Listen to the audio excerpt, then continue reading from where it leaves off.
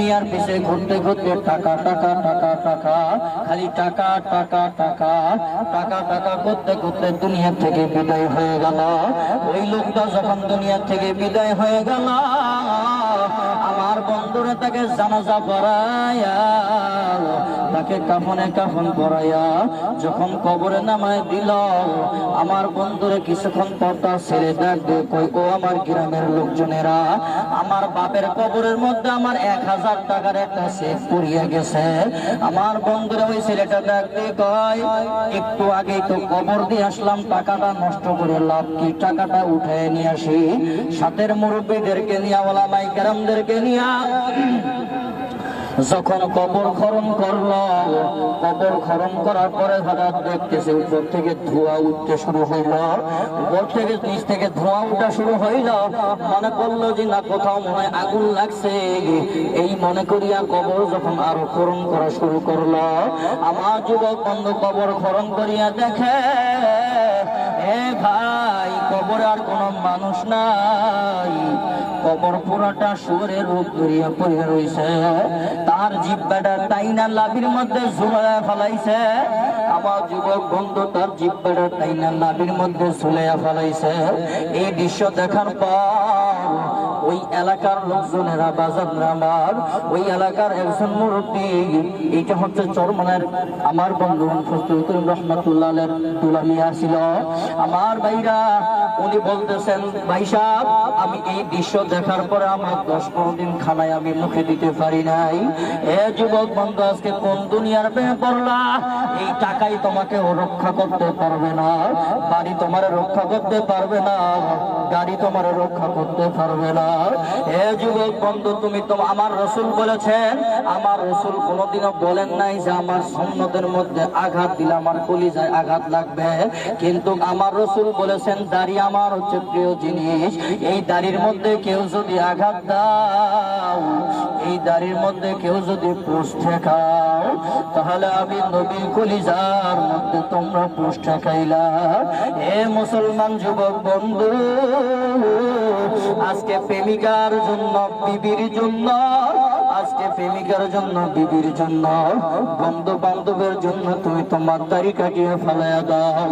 আমার নবীর কথা চিন্তা করো না রে যুবক। এ যুবক, আমার নবীর কথা তুমি একটা বারো ভাবিয়া দেখো না, কিন্তু মরার পরে তোমার প্রেমিকা যাবে না, তোমার বিবিও যাবে না, তোমার মাও যাবে না, তুমি যাবে তোমার কবরে। এ বন্ধু, একটা বারো চিন্তা করিয়া দেখলে না, আমার রাসূল যে বলল দাড়ির মধ্যে আঘাত লাগলে আমি নবীর কলিজার মধ্যে আঘাত লাগে, আমি নবীর কলিজার মধ্যে তোমরা পোষ ঠেকাইলা, এরপরও ভাবার পরে তুমি কতবার দাড়ির মধ্যে পোষ লাগাইলা, কেমনে তুমি কিয়ামতের ময়দানে কিভাবে তুমি তোমার নবীর সুপারিশ পাইবা। যুবক ভাই, এইটুকু আলোচনা আমি করে দিলাম। আজানের সময় হয়ে গেছে ভাই গো, আজানের সময় হয়ে গেছে, আর বেশিক্ষণ বলতে পারলাম না। বাজান, আজকাল থেকে ওয়াদা করো, জীবন থাক আর যাক, যাক আর থাক, আমার জীবন চলে গেলে যাবে, আমি কোনোদিনও দাড়ির মধ্যে পোস্ট ঠেকাবো না, আমি কোনোদিনও দাড়ির মধ্যে কেঞ্চি ঠেকাবো না। আমার ভাইরা, তোমার মতো দাড়িওয়ালা নামাজি অভাব নাই, তোমার মতো কত টাকাওয়ালা কলেজ পড়ুয়া ছাত্র দাড়ি রাখে অভাব নাই, তোমার মতো কত চাকরিজীবী দাড়ি রাখে, নামাজ বাদ দেয় অভাব নাই।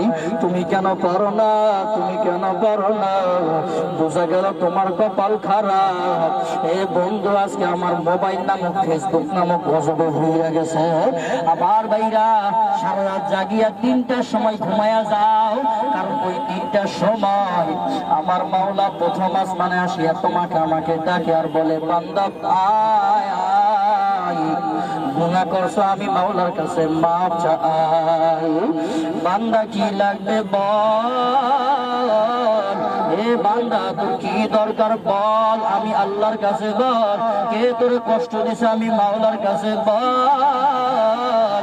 ওই সময় বান্দা তুমি ঘুমাও, আর আমার মাওলা না তোমার ডাকে পায় না, কিয়ামতের ময়দানে আমার মাওলা তোমাকে আর ডাকবে না।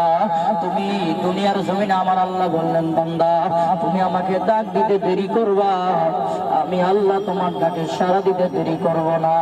ফালাহুল মাওলা ফালাহুল কুল, আমি আল্লাহ তুমি আমার হবা, তামাম দুনিয়া আমি আল্লাহ তোমার বানায়া দেব। এ যুবক বন্ধু, আমার যুবক ভাইরা, ওই আল্লাহর হইতে গেলে কি কি করা লাগবে? নেক নজর, উলামায়ে কেরামের নজর থাকা লাগবে, পিতা মাতার দোয়া থাকা লাগবে, উলামায়ে হক্কানি রব্বানীদের কথা মতো চলা লাগবে, আমার ভাইরা দাড়ি রাখা লাগবে, হালাল খাওয়া লাগবে। আল্লাহ তাআলা আমাদেরকে আমল করার তৌফিক দান করো, আল্লাহ তাআলা আমাদেরকে আমল করার তৌফিক দান করো। আমিন আমিন। আলহামদুলিল্লাহ রাব্বিল আলামিন। সবাই সবার জন্য দোয়া করবেন।